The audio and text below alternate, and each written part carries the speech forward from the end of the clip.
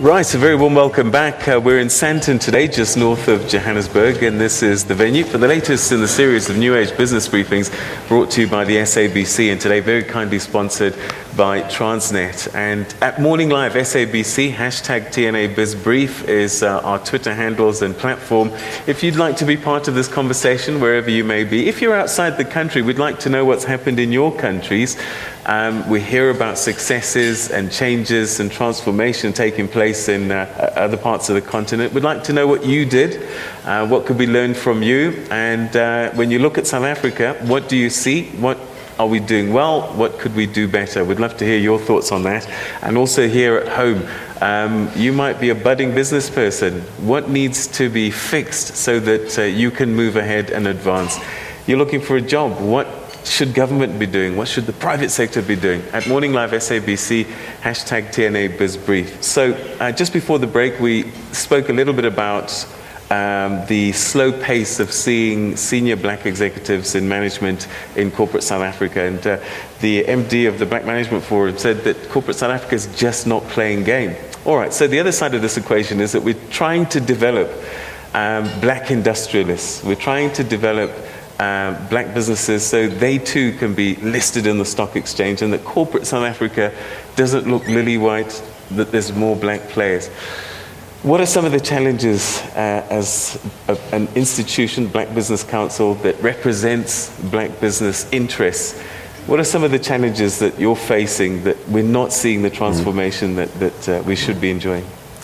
Well, the reason we have the Black Industrialist Program is to address a central issue to the starting of any business, which is capital. Without the means to fund yourself, in particular through that formation phase, there will be no giants of tomorrow. And it's been a major fault line in terms of the manner in which we've tried to grow our economy. Firstly, that we didn't pay sufficient attention to introducing more players into the system and not just ensuring that the ones that are in the system are successful, because what it's given us is the rigidity that we have in the South African economy, where there's concentrated pockets of ownership across industries, whether it's in the financial services, brewing and beverages, or in other sectors. We should have moved sooner to diversify the ownership of the economy by actively seeking to have there be new players. We, as early as '94, I think there was what was called the Industrial Strategy Project, which was looking at how the South African economy functioned, and one of the things that we were sorely missing was a vibrant manufacturing sector. We should have started then with the Black Industrialist Program, because we would today have black giants who could contest with some of the major South African multinationals which have grown up and sadly too often have domiciled themselves outside of South Africa, meaning that we've exported South African wealth. So the Black Industrialist Program is a welcome, but it's a drop in the ocean in comparison to what we need to address the very things that Busi was talking about, which is not only where our companies are, but who owns and controls those companies. Which isn't to say that South African capital is wholesale unpatriotic, simply to say that it wasn't enough to focus on saying that we have to make our businesses more competitive globally, but we also had to deal with the issue of who owns those businesses. But there's so much money out there, you know, there is capital out there, and you don't have to get it all from a South African bank. As long as you own the project, why aren't we going to Europe, America, Dubai to get this capital to do projects in South Africa? Well, the reason we need local capital, and we've seen this relationship play itself out in our stock markets, where because there have been local counters that have been matured and those businesses have been listed, foreign investors have felt more comfortable staking out positions through the stock exchange and other financial mechanisms. But the thing of getting underlying capital investment is a first wave investment has to, in the main, be localized, because we understand the conditions a lot more than people who are from outside. And as those businesses mature, and we've been missing that part. We've been selling off parts of South Africa Incorporated through our stock exchange and other such mechanisms. What we haven't seen is the same relationship between those pools of capital going back into primary investment, which is why we haven't been creating jobs. We haven't been paying enough attention to, if you think in the old days of when Edgar's was shooting the daylights, Where was the bulk of the things that Edgar's was selling coming from? They didn't come from South Africa. They were being imported. What we needed was an emphasis that says that we have to invest in the textile industry, we have to invest in the design industry, we have to invest in a whole range of other things, and it's come back to catch up with us. So the job of actually creating jobs and being in primary industries is the job for local capital. The question we should be asking ourselves is that why is it when there's close on R1 trillion worth of pooled capital sitting on our businesses' balance sheets, why isn't it being invested? What's missing? Yes, things like the Black Industrialist Program are part of the answer, but they can't be the sole resolve because there just isn't enough money there. 23 billion rands versus R1 trillion are two different We'll explore that a little bit further, but Dr. Ngubane, state-owned enterprises are huge purchases. So just from that, you actually are in a position to be massive game changers for people like Mohale and the businesses he represents. Why is it 22 years down the line, are people like organizations like Eskom only really now starting to genuinely try to spread the cake, as it were? We've seen traditionally big players, with a lot of them with overseas interests, benefiting from your pie. Well, Peter, you know, I'm glad you recognize that there's an effort to transform and change. The trouble with South Africa is that the patterns of economic growth have never been pro-poor. It's been large conglomerates dominating all the sectors of the economy.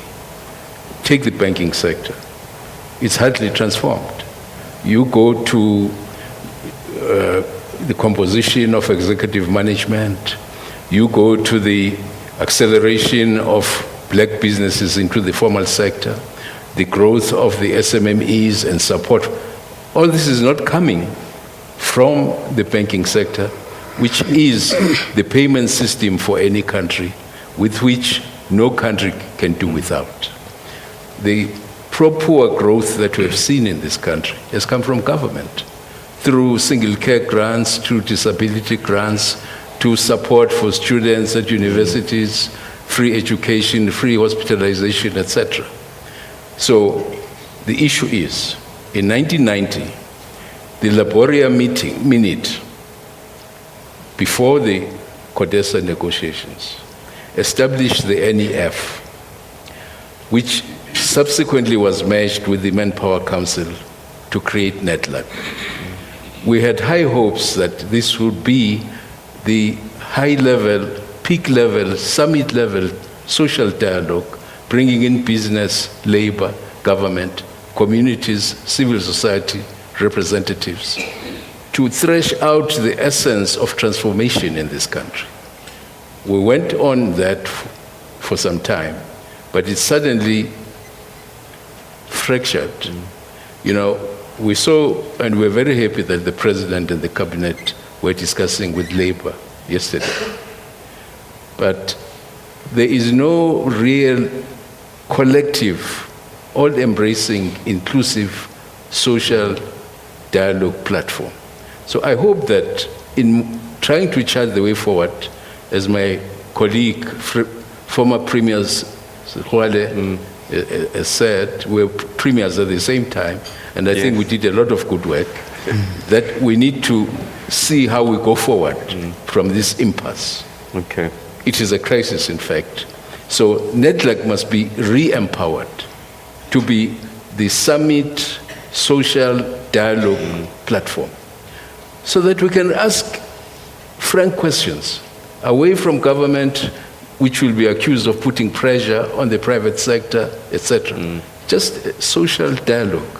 Why are you in the financial sector, in the banking sector, not changing? Is there no will? Why are the many papers and policies, the new growth path, RDP, the industrial policy and industrial policy action plan, why are these not being supported?